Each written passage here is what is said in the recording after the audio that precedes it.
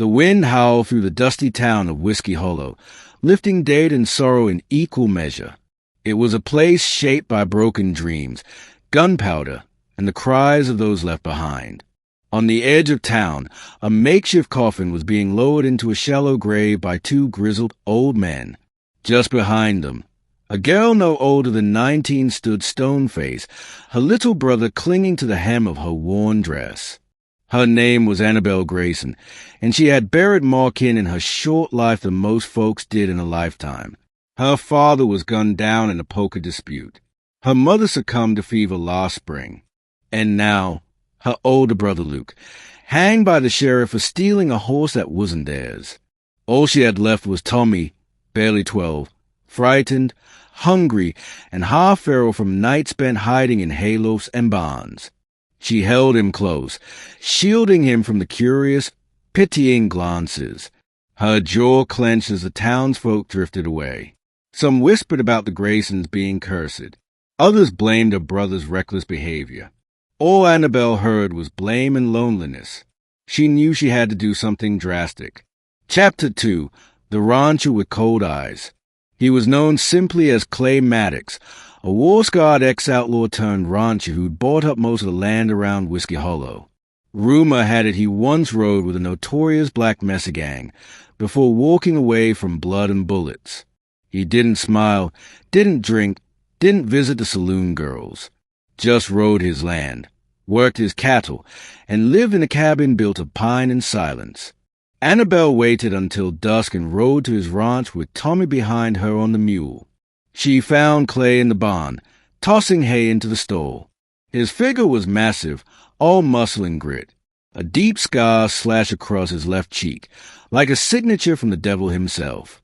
"I need work," she said before nerves got the better of her. "Anything. I'll cook, milk your cows, mend your fence. Just please, don't turn me away." He barely glanced up. "Ain't got work for children." She reached out, voice trembling. "I'm not asking for charity. But Tommy is all I got. He didn't steal that horse. He was just with Luke when the sheriff found him. And now folks talk about taking him in or sending him to the orphanage." Clay's eyes darkened. "You beg, Jin?" She swallowed hard. "If I have to, I'll milk your cows and warm your bed. Just spare my brother." A heavy silence settled between them. "I don't need a bed warmer," he said coldly, "but I could use a hand. You work hard, keep your head down, and teach that boy manners. You can stay. One mistake, and you're both gone." Annabelle nodded, hiding the tremble in her limbs. It wasn't mercy, but it was hope. Chapter 3. Thorns and Thawing. The first few weeks were harsh. Clay was a man of few words and even fewer smiles.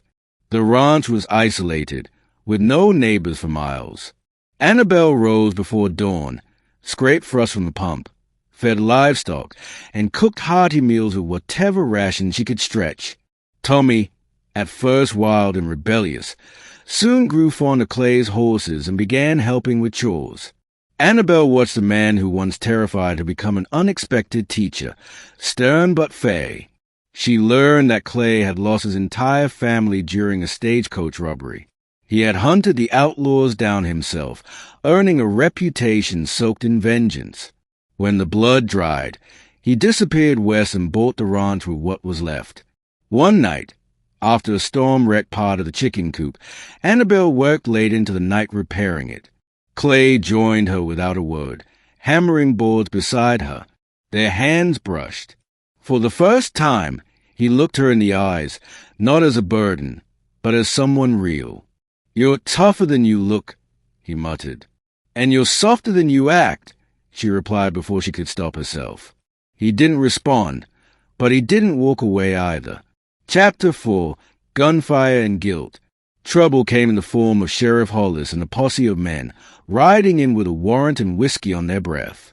"Where's the Grayson girl?" Hollis bellowed, spitting tobacco onto Clay's porch. "We heard she's been hidden out here. You break in, Laws, Maddox." Clay stepped out with his rifle slung casually over his shoulder. She works here. She ain't hidden. Ain't broken no law. Her brothers wanted again. Hollis sneered. Some store got robbed last night. Witness saw a boy looking like him. Tommy, who had been feeding chickens, froze. Annabelle ran and threw herself in front of the boy. He's been here. Every day, every hour. You can ask Clay. The sheriff grinned, cruel and slow. Ain't your word I'm worried about. Clay stepped between them. You got no proof, no charge. This is private property. You're trespassing. Get off my land. There was a long, tense pause.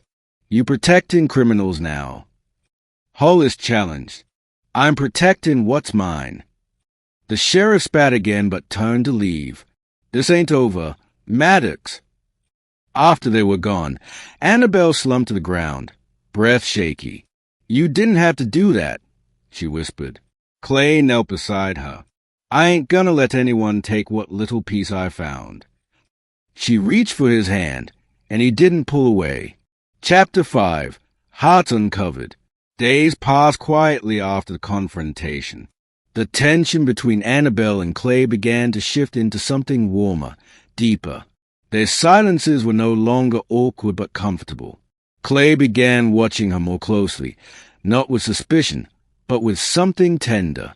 One evening, as the sun bled gold across the sky, he walked her to the creek after supper. They sat on a fallen log as frogs sang in the reeds. I never thanked you, she said softly, for saving us. You saved yourself, he replied. You're the strongest woman I ever met. She turned to him. I was terrified the first time I saw you. I was terrified the first time I felt something again, he confessed. She blinked, felt something. He brushed a strand of hair from her face.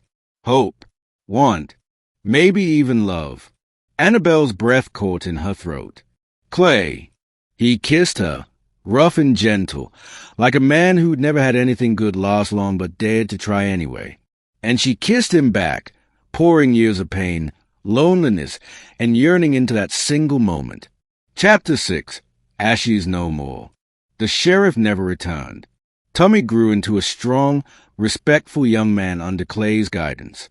He called Clay Sir, then Mr. Maddox, and eventually just Pa. The ranch prospered. Clay built an extra room on the cabin.